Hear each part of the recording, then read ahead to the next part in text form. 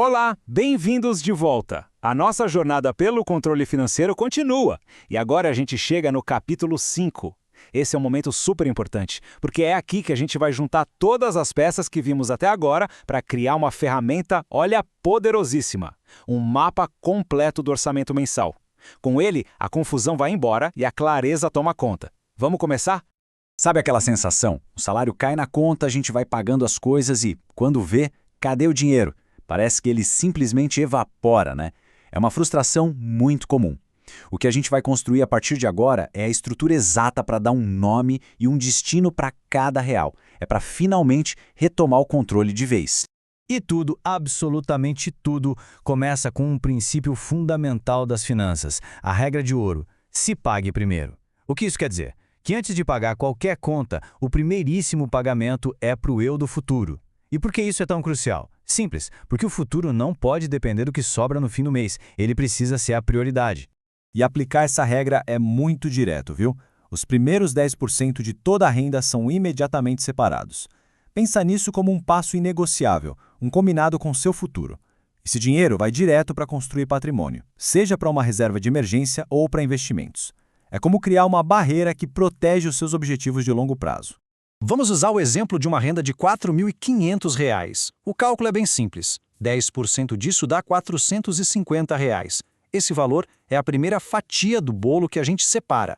É a semente para a tranquilidade financeira lá na frente. É, na prática, um compromisso com os próprios sonhos. E olha só o que acontece. Depois de se pagar primeiro, o saldo que sobra para todas as outras despesas passa a ser de R$ 4.050. É com este valor que a gente vai montar todo o resto do orçamento. Só essa pequena mudança de ordem já transforma completamente a maneira como a gente olha para as nossas finanças. Agora, vamos para o coração da nossa análise. A gente vai pegar esse saldo e começar a dividi-lo em proporções saudáveis para cada tipo de gasto. O objetivo aqui é entender essas proporções como um guia, um mapa mesmo, e não como regras super rígidas e inflexíveis, tá bem? A primeira grande categoria, claro, é a moradia. Aqui entra o aluguel, o financiamento, enfim. A proporção ideal é que esse gasto não ultrapasse 30% da renda total. Ficar dentro desse limite é muito importante porque um custo de moradia muito alto acaba espremendo todas as outras áreas do orçamento. No nosso cenário de 4.500, 30% representa um gasto de 1.350. Mas o ponto fundamental aqui é o seguinte: e se o gasto com moradia for maior que isso? Não é para se desesperar. É um sinal de alerta, um indicativo de que vai ser preciso um pouco mais de disciplina para ajustar e equilibrar as outras áreas. Ok, com a moradia já alocada, o nosso saldo restante agora é de R$ 2.700. Percebe como a gente está dando um destino claro para o dinheiro, passo a passo? Estamos construindo uma estrutura sólida. Vamos para a próxima categoria.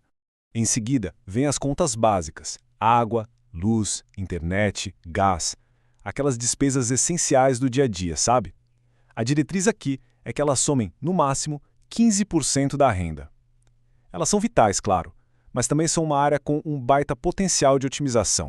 O cálculo, baseado na nossa renda de exemplo, chega a R$ 675. Se os gastos nessa área estiverem acima disso, olha aí uma ótima oportunidade para rever hábitos e planos. Será que dá para economizar na conta de luz? Ou, de repente, renegociar o plano de internet? Fica a dica. E o saldo continua diminuindo, mas de forma organizada. Agora temos R$ 2.025 para alocar nas próximas categorias. O dinheiro não está sumindo, ele está sendo planejado, direcionado com inteligência. Agora, alimentação. Isso inclui supermercado, feira, padaria e até aqueles pequenos lanches do dia a dia. A faixa ideal fica entre 20% e 25%. O interessante sobre essa proporção é que ela diz muito sobre os nossos hábitos. Gastar muito menos pode ser um sinal de uma má alimentação e gastar muito mais pode indicar desperdício. Usando o teto de 25% do nosso exemplo, o valor para a alimentação seria de R$ 1.125. É um valor considerável, né? Isso mostra como planejar as compras e reaproveitar os alimentos são atitudes cruciais para não estourar a meta. Com a alimentação planejada, o saldo que resta agora é de R$ 900.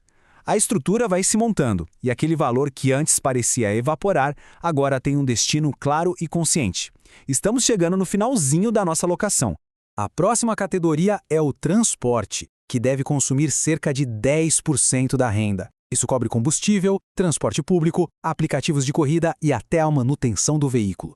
Basicamente, é o custo do nosso deslocamento diário. No exemplo que a gente está usando, 10% da renda totaliza R$ 450.